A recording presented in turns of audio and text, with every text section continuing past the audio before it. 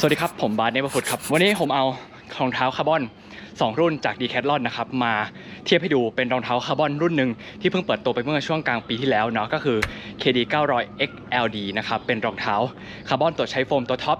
สำหรับการวิ่งระยะไกลกับอีกรุ่นนะครับ Kip Run KD 900 X 2.0 เป็นรุ่นที่ใช้โฟมตัวรองลงมาแต่ว่าปรับสูตรให้มันนุ่มขึ้นนะก็เดี๋ยวไปดูกันว่า2รุ่นนี้แตกต่างกันยังไงเดี๋ยวเทียบให้ฟังครับ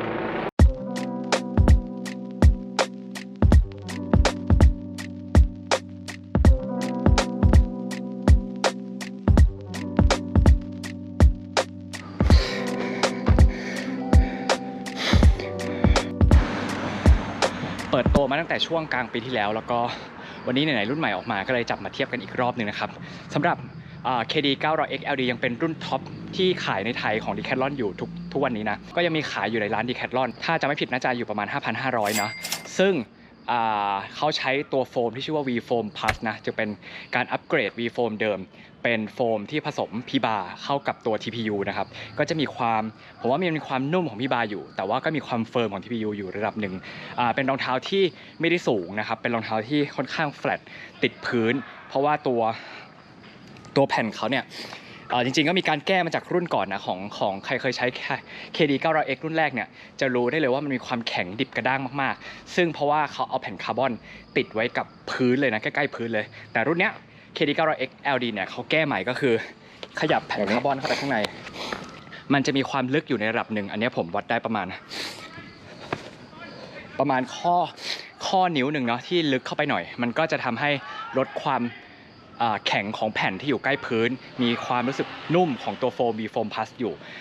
ซึ่งเนี่ยพอใช้มาประมาณ 4-5 โลเนี่ยก็รู้สึกว่าใช่ฟีลลิ่งพอวิ่งบนถนนจริงๆเนี่ยคราวก่อนเราไปวิ่งในสวนที่เป็นยางมะตอยมันก็จะโอเคนุ่มมากไปหน่อยแต่พอวันนี้ที่เป็นฟีลดิบๆของพื้นซีเมนต์เนี่ยก็รู้เลยว่าความนุ่มมันไม่ได้เยอะเกินไปเลยผมว่ามันกำลังดีนะใช้แล้วนึกถึงอะไรรู้ป่ะนึกถึงรุ่นที่เป็นที่เราเคยชอบในอดีตก็คือ On Car Boom รุ่นแรกที่เป็นตัวโฟมของเขาเนาะฮีเรียนแล้วก็มีแผ่นคาร์บอนบางๆไม่ได้หนามากซึ่งผมรู้สึกว่ามันเป็นความนุ่มที่พอดีและรองเท้ามันค่อนข้างเบาหนัก200ต้นๆเอง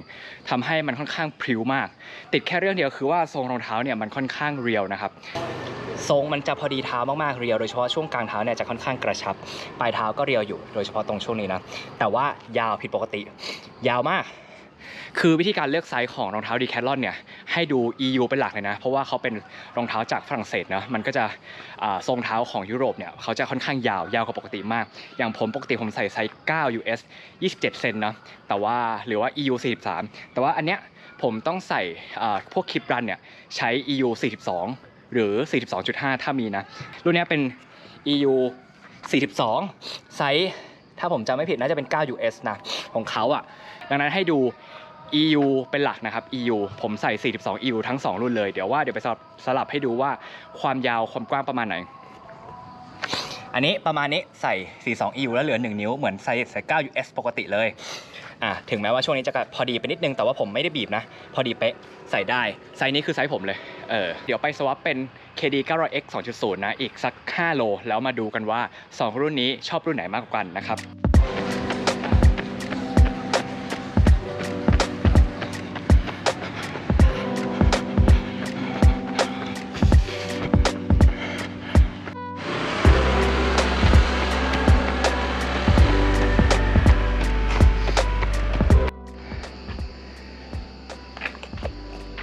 โอเคหลังจากวิ่งครบนะครับกับตัวนี้สลับมาแล้ว Kip Run KD 900X 2.0 นะครับก็เป็นรองเท้าคาร์บอนอีกรุ่นหนึ่งของ Decathlon นะครับซึ่งกำลังจะวางขายในช่วงถ้าจำไม่ผิดนะช่วงต้นปีนี้แหละครับเดี๋ยวรอกันนะครับก็ตัวนี้แตกต่างจากรุ่นเมื่อกี้ KD 900X LD ยังไงนะครับก็อย่างแรกเลยคือเรื่องโฟมครับโฟมเขาใช้โฟม V Foam ซึ่งจะเป็นโฟมคนละตัวกับตัว KD 900X LD นะอันนั้นจะเป็น V Foam Plus ซึ่งเป็นพีบาผสม TPU แต่ตัว V Foam เนี่ยมันเป็น TPU ธรรมดาซึ่งเป็นโฟมตัวเดียวกับตัว KD 900X รุ่นแรกนะครับใครจำได้รุ่นนั้นที่ค่อนข้างดิบๆแข็งๆที่ผมเกริ่นไปแต่ว่าต่อให้มันเป็นโฟมเดียวกันวัสดุ TPU เหมือนกันแต่ว่าเขาปรับสูตรใหม่ครับทำให้ KD 900X 2.0 รุ่นนี้มันฟีลลิ่งไม่ดิบกระด้างเหมือนรุ่นก่อนแล้วแต่ว่ามันนุ่มขึ้นชัดเจนเลยแล้วก็ความต่างอีกอย่างหนึ่งผมว่าเป็นเรื่องน้ำหนักนะครับคือรุ่นเนี้ยโอเคทรงมันจะ กว้างกว่าตัว KD 900X LD หน่อยนะครับช่วงกลางเท้าเนี่ยมันยังมีพื้นที่เหลือเยอะกว่ารวมถึงข้างหน้าเนี่ยผมว่ามันกว้างกว่านะแล้วไม่เรียวเท่าด้วยซึ่งตัว KD 900X LD เนี่ยผมว่ามันจะพอดีเท้าไปนิดนึงนี่ผมใส่ไซส์เดียวกันนะก็คือ42 EU ย้ำอีกครั้งนะครับรองเท้า Decathlon ให้ดู EU เป็นหลักอย่างผมเนี่ยใส่43หรือ9 US เนี่ยรุ่น2รุ่นเนี่ยมันเป็น9 US เหมือนกันแต่ว่า EU มันเป็น42นะก็เลือกให้ดีนิดนึงผมลดมาถ้าเทียบ EU ผมลด1ไซส์ก็ใส่ได้พอดีแล้วก็รุ่นนี้เนี่ยครับมันเหลือประมาณ1นิ้วโป้งเท่ากับรุ่นเมื่อกี้เลยก็คือใส่แล้วพอดีกว่าแต่ว่าถ้าเทียบกันเนี่ยตัว900X 2.0 เนี่ยจะมีพื้นที่เหลือกว่าใส่สบายกว่านุ่มกว่านั่นเองแต่ว่าสิ่งที่แลกมาคือความดิบมันจะหายไปนะครับแล้วก็ได้เป็นความนุ่มแทนแต่ความนุ่มในที่นี้มันก็มีข้อเสียบางอย่างเช่นพอมันนุ่มมากๆเนี่ยทำให้เวลาความมั่นคงเนี่ยอาจจะหายไปด้วยนะครับเพราะว่าผมรู้สึกว่าเวลาเรายืนขาเดียวเนี่ยโฟมมันจะปิ้นไปซ้ายขวาเนี่ยสังเกตดูนะโฟมมันจะแบบเห็นขาป่ะคือพอมันนุ่มโฟมมันนุ่มมันจะไม่ stable ครับซึ่งในไม่ stable ที่นี้ผมต้องบอกนะครับมันมี2กรณีคือถ้าอยู่เฉยๆเนี่ยแช่เท้านานๆเนี่ยผมว่าความ stable มันลดลงกับถ้าเราเป็นคนที่แตะเท้าแล้วไปเนี่ยผมว่าความนุ่มตรงเนี้ยมันช่วยได้ครับมันช่วยทำให้ดีขึ้นแต่ว่าเอาจริงๆนะต่อให้มันบอกว่ามันนุ่มขึ้นกว่าตัว KD 900X รุ่นแรกนะครับแต่ว่าโดยรวมมันผมว่าพอเวลาวิ่งแล้วมันไม่ได้นุ่มขนาดนั้นครับมันออกไปทางแน่นๆบวมๆแน่นๆผมใช้แล้วผมนึกถึงนี่นะ Under Armour Velocity Elite 2คือโฟมมันแน่นแต่มันจะไม่แน่นเท่ากับโฟลนะอันนี้มันจะแน่นแล้วมันเป็นนุ่มซึ่งการใช้งานของมันคือมันต้องแตะแล้วไปจริงๆห้ามแช่เท้านะพอแช่เท้าอย่างที่บอกพอแช่ปุ๊บโฟมมันนุ่มมันก็จะดิ้นๆหน่อยมันก็จะรู้สึกว่าแบบอย่างเงี้ยมันจะรู้สึกไม่มั่นคงไม่ stable แต่ถ้าเราแตะแล้วไป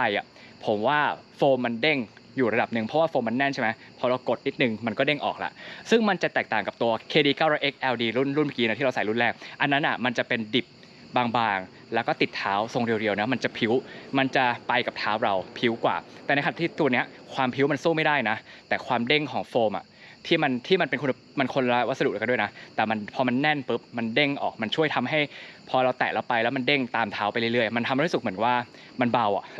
ทางที่จริงผมว่าถ้าเทียบกันน้ำหนักกันนะผมยังไม่ได้ชั่งนะผมรู้สึกว่า KD 900X 2.0 เนี่ยน่าจะหนักกว่าตัว LD นิดหน่อยแต่คิดว่าความเด้งมันช่วยทำให้รองเท้ามันรู้สึกเบาติดเท้าไปด้วยจะแตกต่างกัน2รุ่นนี้ก็แล้วแต่ว่าคนชอบความพริ้วหรือว่าคนชอบความแน่นความเด้งนะถ้าพริ้วก็ไปรุ่น LD แต่ถ้าแน่นเด้งผมว่าตัวเนี้ยแตะแ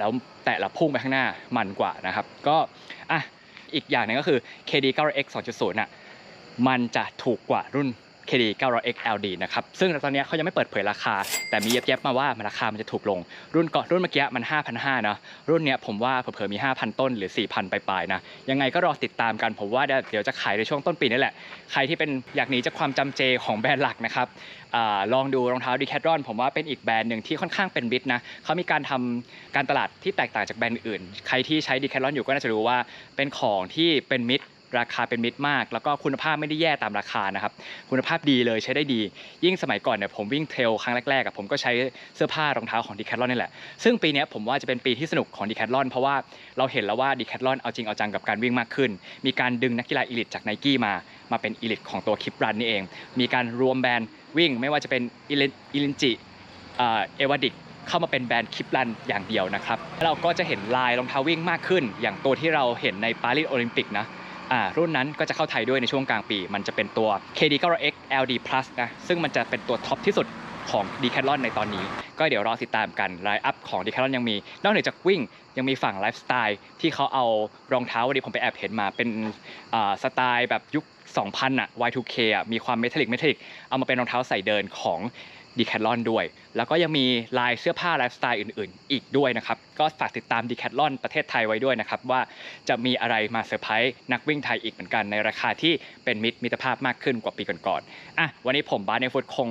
ลาไปก่อนครับฝากไว้เท่านี้กับรองเท้า2รุ่นของ Decathlon ในชื่อ Kip Run KD 900X ใครชอบรุ่นไหนก็มาคอมเมนต์กันได้นะครับว่าลองแล้วหรืออยากลองหรือชอบไม่ชอบยังไงมาคอมเมนต์กันไว้ข้างล่างแล้วก็เดี๋ยวผมเข้าไปตอบนะครับฝากกดไลค์กด Subscribe กดแชร์ให้ด้วยคลิปนี้แล้วเจอกันใหม่คลิปหน้าผมบาสเนฟุตลาไปก่อนบ๊ายบาย